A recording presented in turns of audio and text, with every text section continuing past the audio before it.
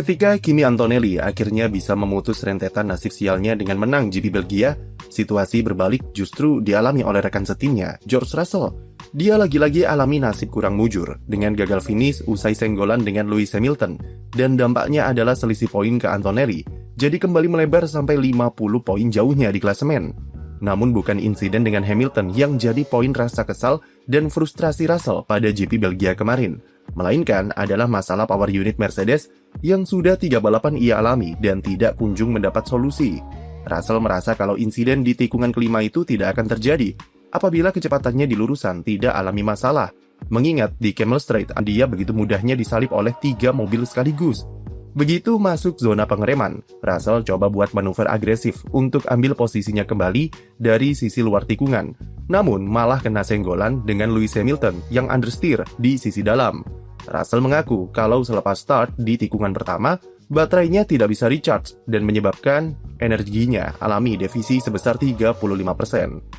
Kemudian ketika masuk ke Roads, baterainya sudah 0%, yang mengakibatkan MGUK jadi tidak punya tenaga untuk mendorong turbo di lurusan Kemmel Straight.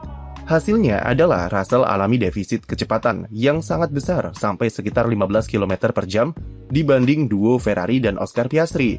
Toto Wolff dalam keterangannya setelah balapan ungkapkan kalau bukan cuma Russell yang alami masalah selepas start, karena semua mobil bermesin Mercedes juga mendapat problem yang sama termasuk Kimi Antonelli yang sempat disalip Verstappen di All-Roads. Namun itu tidak menjawab pertanyaan, kenapa kecepatan mobil Russell adalah yang paling pelan di lurusan pada lap pertama dibanding mobil-mobil bermesin Mercedes lain, meskipun sama-sama dapatkan slipstream di Kemmel Straight. Bahkan Alpine bisa tembus lebih dari 340 km per jam, dan duo McLaren bisa samai kecepatan Ferrari.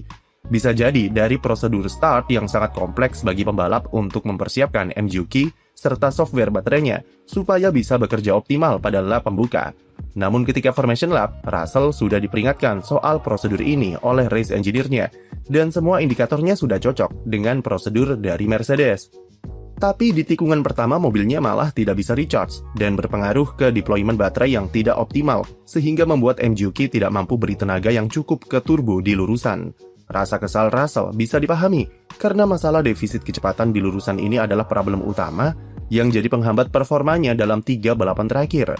Dia sudah mengalaminya sejak GP Austria, dan semakin terlihat parah ketika masuk ke sirkuit power sensitif seperti Silverstone dan Spa. Yang jadi pertanyaan besar adalah kenapa defisit lurusan ini hanya muncul di mobil George Russell saja, dan tidak dialami oleh Kimi Antonelli yang memakai power unit serupa serta di mobil yang sama. Pada kualifikasi GP Inggris, selisih terbesar pada catatan waktu Antonelli dan Russell terletak pada lurusan di Hunggar Straight. Lalu hal serupa terulang lagi di Belgia, yaitu pembeda performa paling signifikan ada di lurusan di sektor terakhir, di mana Russell sampai kehilangan setengah detik dari rekan setimnya dengan defisit kecepatan sampai 10 km per jam. Fakta kalau defisit top speed ini dialami oleh 2 mobil yang berada di satu tim yang sama dan sedang sama-sama saling berebut gelar juara dunia, tentu skala perkaranya lebih serius. Russell sudah sampai di titik dia secara terang-terangan mengkritik Mercedes yang ia nilai lamban dalam berikan solusi, dan ia cuma meminta untuk diberikan mobil yang sama seperti Antonelli. Apalagi Toto Wolff yang di Silverstone sempat denial kalau top speed lurusan Russell baik-baik saja. Ternyata terbukti kalau memang ada masalah di power unitnya, yang kemudian ia akui sendiri kemarin. Masalah ini faktanya juga cukup kompleks, karena Mercedes sendiri ternyata juga belum tahu apa penyebabnya dan apa solusinya bagi George Russell. Mereka mengakui bahwa terdapat masalah pada power unit Russell, yang menyebabkannya alami defisit ketimbang mobil Antonelli. Sejak Silverstone, tim sudah berusaha mencari apa penyebabnya, tapi sampai di Belgia, ternyata masalah yang terjadi juga masih sama. Russell sendiri juga mengaku bingung dan sampai overthinking karena habiskan sepanjang akhir pekan GP Belgia untuk mencari apa akar masalahnya serta apa solusi untuk bisa kembalikan kecepatannya di trek lurus. Semua faktor sudah diperiksa mulai dari spesifikasi aerodinamika yang ternyata tidak ada masalah dengan koefisien drag yang normal dan serupa dengan Antonelli. Kemudian mechanical setup juga diperiksa yang setelah diutak-atik settingannya selama latihan bebas tidak mengubah defisit top speed di lurusan. Russell juga sudah mengubah pendekatan gaya balapnya dengan menyesuaikan metode pengereman dan traksi, namun hasilnya tetap nihil. Padahal asumsi terkuat Russell dan Mercedes, problem defisit top speed ini disebabkan oleh gaya balapnya yang memang sangat berbeda dari Antonelli, yang mungkin saja berpengaruh pada optimalisasi pemakaian baterai. Tapi di GP Belgia, karena semua hipotesa faktor sudah dicoba, dan ternyata tetap tidak mampu menghilangkan masalah top speed, Mercedes menyebut jika masalah ini tidak bisa dijelaskan hanya dari gaya balap saja, dan bukan driving style sumber utamanya. Namun, sebuah clue muncul ketika melihat Oscar Piastri ternyata juga alami masalah serupa di McLaren, dengan defisit top speed di lurusan dibanding Lando Norris. Mobil McLaren sama-sama memakai mesin Mercedes, dan polanya juga serupa, yaitu Piastri kehilangan banyak waktu di lurusan sektor ketiga. Meskipun Mercedes dan McLaren membantah kalau masalah defisit lurusan ini berkaitan dengan gaya balap, tapi mengingat Russell dan Piastri punya driving style yang sangat mirip, maka sulit untuk tidak mempertimbangkan faktor ini ke dalam analisis. Satu hal menarik adalah McLaren sepertinya bisa identifikasi masalahnya lebih cepat daripada Mercedes, dan sudah terlihat dari cara Andrea Stella menjawab pertanyaan jurnalis saat ditanya perihal problem Piastri di lurusan. Ketika Mercedes sibuk berputar-putar soal investigasi yang nihil, Stella langsung to the point bahwa masalah Piastri disebabkan oleh adanya penyimpangan dalam cara pengoperasian power unit. Pernyataan Stella ini merujuk pada peran software yang begitu besar dalam operasional mesin regulasi baru 2026. Kami sudah jelaskan pada video-video sebelumnya soal betapa kecilnya peran pembalap dalam mengatur bagaimana perilaku baterainya saat mengemudikan mobil di sirkuit.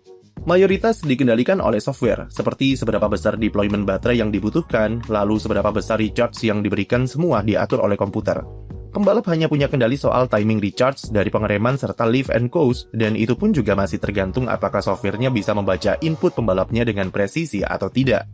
Menurut penjelasan Andrea Stella, software di power unit Mercedes memang canggih karena bisa melakukan perhitungan secara real-time dari input pembalapnya dan beri kalkulasi cepat soal apa yang pembalap butuhkan di sirkuit. Software ini bisa kalkulasi mapping deployment, fase superclip, sampai seberapa besar recharge yang dibutuhkan supaya hasilkan performa yang optimal. Masalahnya adalah tidak mudah untuk memahami jenis perhitungan seperti apa yang dibutuhkan, dan ini jadi salah satu kendala McLaren di awal musim soal bagaimana cara memaksimalkan softwarenya. Pembalap juga harus beradaptasi ulang karena input pengereman akan sangat menentukan dalam bagaimana kalkulasi software dalam berikan mapping deployment energi dalam satu lap. Masalah yang menimpa Russell dan Piastri kemungkinan besar adalah ada bug software yang membuatnya tidak bisa kalkulasi dengan akurat dari input yang diberikan oleh sang pembalap. Terutama yang paling terlihat adalah di kasus Russell yang terjadi anomali baterai, di mana baterainya tidak berikan kapasitas recharge yang cukup di tikungan sektor tengah, dan tidak serupa seperti Antonelli. Pendekatan Antonelli yang lebih konservatif saat entry atau mengerem lebih awal rupanya bisa berikan mapping energi yang lebih optimal dalam kalkulasi software Mercedes. Sementara pendekatan Russell yang prioritaskan entry dan traksi lebih hati-hati, sepertinya tidak bisa disesuaikan oleh software, dan membuatnya alami bug ketika recharge. Russell bisa bersaing dengan Antonelli di sektor pertama sirkuit Spa saat kualifikasi. Tapi begitu masuk ke tikungan 8, dia mulai kehilangan waktu karena defisit di lurusan dan kegagalan fase recharge baterai. Apakah driving style berpengaruh? Kemungkinan besar iya, karena Antonelli mau bagaimanapun bisa memahami penggunaan power unitnya dengan sangat baik di setiap akhir pekannya. Tapi software Mercedes didesain untuk bisa beradaptasi ke gaya balap masing-masing pembalapnya. Pada akhirnya, sumber masalahnya ada di power unit Mercedes itu sendiri, karena software mereka seharusnya bisa menyesuaikan mapping untuk maksimalkan gaya balap Russell serta Piastri, dan bukan sebaliknya. Dan yang paling besar faktornya adalah regulasi 2026. Dengan segala elektrifikasi ampasnya, merupakan penyebab masalah-masalah software ini muncul, yang akibatnya malah mereduksi skill pembalap di sirkuit. Indikasi kuat lainnya adalah masalah ini bisa disebabkan oleh upgrade power unit Mercedes yang diberikan pada GP Austria. Antonelli dan Russell diberikan baterai baru di Austria, yang mana semenjak itulah Russell keluhkan defisit di lurusan yang makin parah di Silverstone serta Spa. Sementara Piastri baru mengalami defisit setelah McLaren dapatkan jatah baterai baru tersebut di GP Belgia kemarin, yang mana sebelum ini dia tidak mengalami masalah tersebut. Yang menarik adalah McLaren sepertinya bisa menemukan solusi masalah Piastri saat balapan. Karena sebelum ia senggolan dengan Leclerc, top speed pembalap Australia itu bisa bersaing dengan Ferrari, dan bahkan bisa lebih kencang dari Norris.